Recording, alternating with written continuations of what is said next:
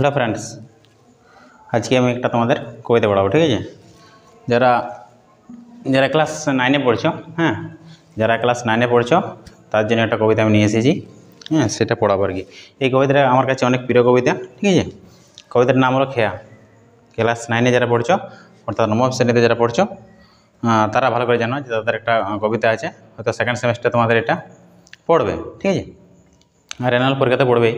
তো এই কবিতাটার আমি বিষয়বস্তু তোমাদেরকে বুঝিয়ে দেবো। ঠিক আছে, আর এটা আমার বাড়ি নয়, এটা আমি একটা স্কুলে থাকি। ঠিক আছে, এখানে আমি রাত দিন থাকি।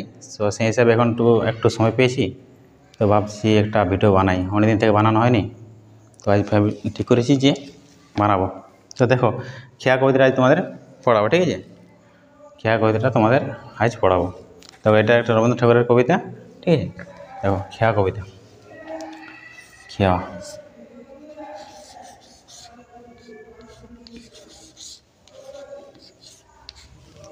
খেয়া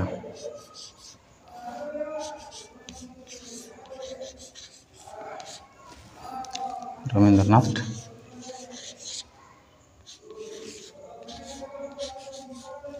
বুঝে যাচ্ছে? আচ্ছা, রবীন্দ্রনাথ ঠাকুর। ঠিক আছে, এই খেয়া কবিতা তোমাদের আমি আজ পড়াবো। দেখো, অমৃত। আচ্ছা, যাই হোক, আমি এখানে দরজা বন্ধ করে দিয়ে করছি, তো সেই হিসাবে হয়তো অনেকে আসতে পারে। তো দেখো, খেয়া কবিতা প্রথম বলে রাখি, খেয়া কবিতাটি, খেয়া কথার অর্থ হলো ছোট নৌকা। ঠিক আছে, ছোট নৌকা। আর এই কবিতাটি নেওয়া হয়েছে চৈতালি কাব্যগ্রন্থ থেকে। হ্যাঁ, এটা তোমরা একটু লিখে নেবে। চৈতালি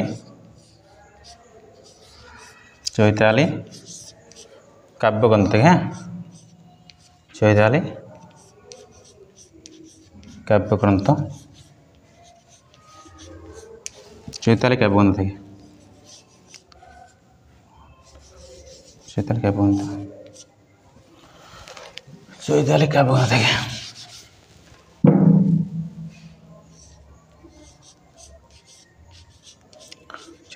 থেকে। ঠিক আছে, চলো,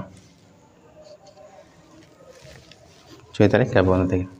ওকে, এবার একটা কবি সম্পর্কে বলে নিন। রবীন্দ্রনাথ ঠাকুর, তিনি একজন আমাদের ভারতবর্ষ কেন গোটা বিশ্বের একজন কবি। ঠিক আছে, তো তিনি জন্মগ্রহণ করেছেন 1861 সালের 7 মে। হ্যাঁ, কলকাতা জোড়াসাঁকোতে ঠাকুর পরিবারে জন্মগ্রহণ করেন এবং তিনি মৃত্যুবরণ করেন 1941 সালের 7 আগস্ট। ঠিক আছে, তো তিনি একজন ছিলেন গল্পকার, নাট্যকার। হ্যাঁ, তিনি অনেক গান রচনা করেছেন। তিনি নোবেল পুরস্কার পেয়েছেন, হ্যাঁ, গীতাঞ্জলি লেখার জন্য 1913 সালে। তার অনেক গল্প, অনেক কবিতা, যার কোনো মানে শেষেই হয় না। এরকম অনেক কবিতা অসীম। ঠিক আছে, যার কোনো শেষ নেই। তো তার মধ্যে থেকে একটা ভালো কবিতা হলো খেয়া। এই কবিতাটা আমার কাছে অনেক প্রিয়, অনেকবার পড়েছি। ঠিক আছে, আর ক্লাসও করিয়েছি। তো যাই হোক, আমি তোমাদের সামনে পড়াবো। আমি অনলাইন করাচ্ছি, যে শুধু আমার ক্লাসের কেন, আমার স্কুলের ছাত্রছাত্রীরা নয়, বাইরে যারা আছে তারা একটু দেখুক, যদি ভালো লাগে। হ্যাঁ, দেখতে পারে। দেখো, তোমাদের পড়াচ্ছি আমি। হ্যাঁ, দেখো, খেয়া নৌকা পারাপার করে নদীর স্রোতে, কেউ যায় ঘরে, কেউ আসে ঘরেতে। এই খেয়া নৌকা আমি আগেই বললাম তোমাদের, যে খেয়া কথার অর্থ হলো ছোটো নৌকা। ঠিক আছে, তো ছোটো নৌকা বলছে পারাপার করে নদীর স্রোতে খেয়া নৌকাটা কী হচ্ছে, পারাপার করছে, আনাগোনা করছে, আসা যাওয়া করছে। কেউ যায় ঘরে, কেউ আসে ঘরেতে। তো অনেক সময় হয় কি, যে হয়তো কোনো গ্রাম আছে, সেই গ্রামের মানুষগুলো শহরে যেতে কিংবা কোনো কাজের তাগিদে কোনো কোথাও যেতে ওই নদী দিয়ে পার হতে হবে। তো খেয়া নদীর স্রোত, ওখানে একটা নদী বয়ে গেলে কী হয়, তারা কবি বলছেন এটাই, যে খেয়া নৌকা পার করে নদীর স্রোতে কেউ যে ঘরে, কেউ হয়তো এমন মানুষ আছে যারা হয়তো কাজের তাগিদে হোক, পেটের তাগিদে হোক, কী করে কাজের সন্ধান হোক, তারা প্রত্যেক দিন কী হয়েছে ওই নদী দিয়ে তারা পারাপার করছে আলাদা জায়গায় যাওয়ার জন্য। এবং নদী যে পারাপার হবে তার তো একটা মাধ্যমের দরকার। ঠিক আছে, তো মাধ্যম হচ্ছে তাদের একমাত্র ভরসা হচ্ছে ওই খেয়া নৌকাটা, ওই ছোটো নৌকাটা। ওই ছোটো নৌকার মাধ্যমে তারা কী হচ্ছে, ওই নদীটা পারাপার হচ্ছে। কেউ যাচ্ছে কাজ করতে পেটের তাগিদে, কাজের তাগিদে, আবার কী হচ্ছে, কেউ সন্ধ্যার সময় হয়তো সকালবেলা কেউ বেরিয়ে গেছে, আবার কেউ কী হচ্ছে সন্ধ্যার সময় বাড়ি ফিরে আসে। তো বাড়ি ফিরে হলে কী করতে হবে, ওই খেয়া নৌকার মাধ্যমে তাকে কী করতে হবে, গ্রামে ঢুকতে হবে। না তো ঢোকার কোনো রাস্তা নেই, ওইটা এমনি ওই একমাত্র রাস্তা খেয়া নৌকায় একমাত্র ভরসা তাদের। এটাই খেয়া নৌকায় হচ্ছে তাদের একমাত্র বন্ধন, সেতু আছে। হ্যাঁ, যেমন আমরা একটা নদী পাড়াতে গেলে কী হয় করি যে এখন অনেক ব্রিজ বড় বড় সেতু তৈরি করে দিয়েছে সরকার, তো যাতে করে কোনো অসুবিধা নেই। কিন্তু তখন হয়তো কি তিনি যখন কবিতাটা লিখছেন তখন হয়তো ওই এরকমই ছিল যে কোনো তাদের সেতু ছিল না, সেতু বন্ধন ওই খেয়া নৌকাটাই একমাত্র বন্ধন করছিল। এই দুটো গ্রামের মাঝে কিংবা ওই যে পেরিয়ে পার করে দিচ্ছে সেটা একটা কী করছিল, খেয়া নৌকাটা একটা সেতুর কাজ করছিল, তাই না? কেউ যায় ঘরে, কেউ আসে ঘরেতে, কেউ বলছে ঘর আসে কাজ করে, আবার কেউ আসে কি ঘর থেকে কেউ আবার যায়। দুই তীরে দুই গ্রাম আছে জানাশোনা, সকাল হতে সন্ধ্যা করে আনাগোনা। হ্যাঁ, ওই দুই তীরে দুটো গ্রাম, দুটো তীরে দুটো গ্রাম আছে, তার মাঝখানে দিয়ে গিয়েছে নদীটা বয়ে চলেছে। তো দুটো গ্রামের মধ্যে কী আছে, জানাশোনা আছে, তারা একে অপরকে চেনে। সকাল হতে সন্ধ্যা করে আনাগোনা, তারা বলছে সকাল হতে সন্ধ্যা পর্যন্ত তারা কি আসা যাওয়া করতে থাকে, ওই নৌকার মাধ্যমেই আসা যাওয়া করতে থাকে। পৃথিবীতে কত দ্বন্দ্ব, কত সর্বনাশ, নতুন নতুন কত গড়ে ইতিহাস। হ্যাঁ, দেখো পৃথিবীতে বলছে কত দ্বন্দ্ব, কত ঝগড়া, কত সর্বনাশ, কত প্রাণহানি হয়, ধ্বংস হয়, কত কিছু মারা পিটা অনেক কিছু হয়। হ্যাঁ, তো বলছে পৃথিবীতে অনেক যুদ্ধ হয়, সর্বনাশ হয়, অনেক মানুষ মারা যায়, কত কিছু হয়। তো সেইটা কী হয় পরবর্তীকালে ইতিহাস বনে যায়। এমন যুদ্ধ হয় কখনো কখনো কী হয়, কী বলছে যে রক্ত প্রবাহের মাঝে ফেনাইয়া উঠে সোনার মুকুট কত ফুটিয়া টুটে। দেখো একটা কী হয়, দেশের মধ্যেও যুদ্ধ হতে পারে, হ্যাঁ, কিংবা দেশের মধ্যেও যুদ্ধ হতে পারে। যুদ্ধ বলতে ঝগড়া দ্বন্দ্ব হতেই পারে। হ্যাঁ, তো কী হয় যে একটা যখন দ্বন্দ্ব হয় তখন কি মানুষ অনেক মারা যায়। হ্যাঁ, অনেক মারা যায় একে অপরে, মানে নিজের হিংসায় বলো আর দৌড়াতেই বলো, যে হোক মানে কেউ নিজের একটা গদি, নিজের যে জায়গা সেটা না ছাড়ার তাগিদে হোক, কেউ বলে যে আমি সেই জায়গাটা যাব, আবার কেউ বলে যে না আমি আমার জায়গা ছাড়তে যাইব নাই। হ্যাঁ, তাহলে ছাড়তে যাবে না, তাহলে ওকে মারো। তো এই যে মারার জন্য কী করছে এই যে মানুষ মারার জন্য, কিংবা এতটাই মানুষ মারি যায় যে নতুন কত গড়ে ইতিহাস। হ্যাঁ, রক্তপ্রবাহের মাঝে ফেনাইয়া ওঠে, রক্তপ্রবাহের মাঝে এত রক্তপ্রবাহ বেড়ে যায় কি ফেনাইয়া ওঠে। যেমন আমাদের কি পেহেলগানায় যেমন আমাদের 18 জন ভারতবাসীকে কতজন ছিল বলে সব মারি দিল পাকিস্তানি আতঙ্কবাদী, ঠিক আছে? তো মারি দিল, তাহলে কি ও আর খুনসটা করলো, এবার কি ভারত সরকার তাহলে জবাব দিয়ে দিল তো সিন্দুর অপারেশনটা যায়। হ্যাঁ, তো এলে কী হয়েছে, দেশের মধ্যে কী হয়েছে, আমাদের যুদ্ধ হয়েছে মানে কি তুই মারলিস আমাদের দেশের লোককে, তাহলে আমরা এবার তোদের দেশে গুড়েন দিব। হ্যাঁ, এর প্রতিবাদ আছে। তাহলে আলটিমেটলি কী হয়েছে, মারা যাচ্ছে মানুষ, অনেক মারা যাচ্ছে, এত মারা যাচ্ছে যে রক্তপরের মাঝে ফেনায় উঠছে।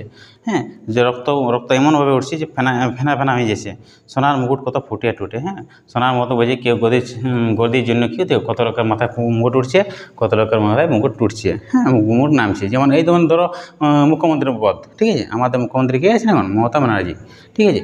তাহলে তিনি ভোটে জিতেছেন, তা বলে এক জায়গায় অনেক কী করছে,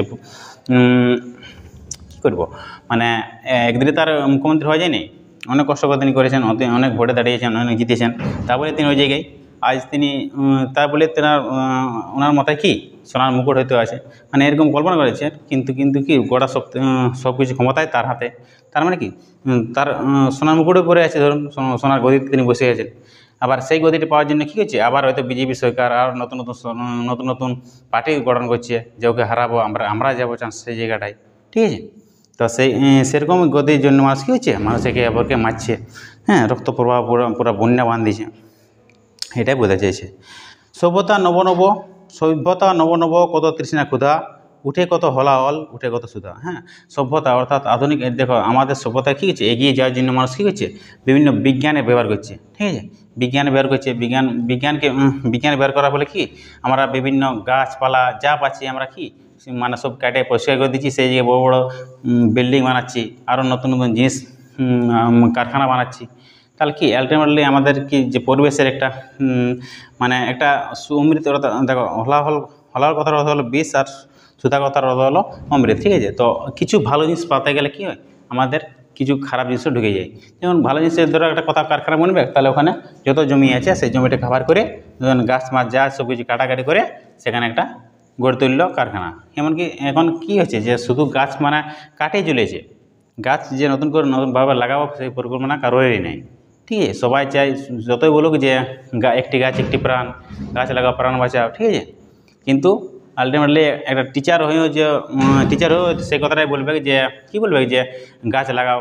হ্যাঁ, ছাত্রদের ক্লাস টিকে বলবে যে গাছ লাগাও তোমরা, গাছ আমাদের গাছ সম্পর্কে অনেক কিছু ভালো ভালো গুণ বলবে। কিন্তু দেখা যাবে যে একজন কেউ হয়তো টিচার পেয়েছে চাকরি, সে হয়তো কী করছে, বাড়িতে থাকে নাই, সে একটা কী করলো, বাইরে দিকে যাই পরে একটা বনকে কাটে সেই জমিটা কিনে নিল, আর সেখানে ঘর দোলান কাটা ওঠাই ওখানে বসবাস করতে লেগে গেলো।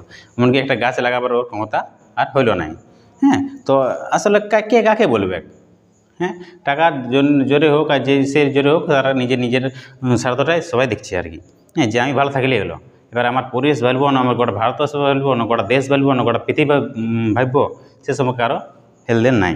ঠিক আছে, তো ওটাই বলছি যে কিছু আমরা ভালো জিনিস পাতে যাই, আমরা কিছু ভালো জিনিস পাতে যাই আমরা কী করছি, অনেক ভালো জিনিসকে আমরা হারাই ফেলছি। সেটাই তিনি এখানে বলেছেন। শুধু হেথা দুই তীরে কেবা জানে নাম, দোয়া পানে চেয়ে আছে দুইখানি গ্রাম। হ্যাঁ, ওই শুধু হেথা দুই তীরে কেবা জানে নাম বলছে, কেউ তাদের দুটো গ্রাম যে আছে, তো তাদের নাম তারা একে অপরকে কেউ জানে নাই, তো সেই গ্রামের নাম কি? দোয়া পানে চেয়ে আছে দুইখানি গ্রাম, তারা দোয়া পানে বলল পরস্পরের দিকে, দুটো গ্রাম তারা পরস্পরের দিকে চেয়ে আছে দুইখানি গ্রাম। ঠিক আছে, এই খেয়া চিরদিন চলে নদীর স্রোতে, কেউ যায় ঘরে কেউ আসে ঘরেতে। বলছে এই খেয়া নৌকাটি, অর্থাৎ এই ছোটো নৌকাটি আমাদের কী হচ্ছে, চিরদিন নদীর স্রোতে চলছে।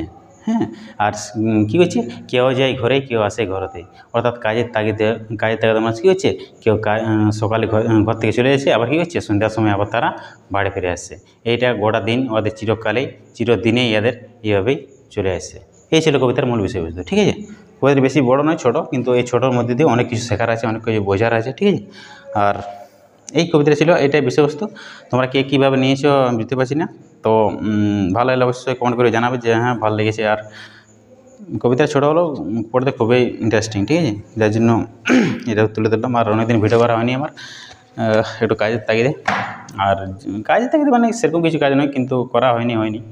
তো যাক, এখন স্কুল স্ট্যান্ড ছিল না, আমার বাড়িতে ছিল, সেগুলো সব নিয়ে এসেছি, তো ভাবলাম একটা করি। ঠিক আছে, আর দেখি মাঝে মধ্যে দেওয়ার চেষ্টাই করবো আর কি। ঠিক আছে, তাহলে দেখা হচ্ছে পরে কোনো ভিডিওতে, টাটা। আর মোর রাখবে এটা চৈতালি কাব্যগ্রন্থ থেকে খেয়া কবিতাটা নেওয়া হয়েছে, এর কাছে 9-এ পড়েছো, আর পড়বে তোমার কবিতাটা খুবই ভালো লাগবে। ঠিক আছে, খেয়া কবিতার অর্থ হলো কি, ছোটো নৌকা। চলো।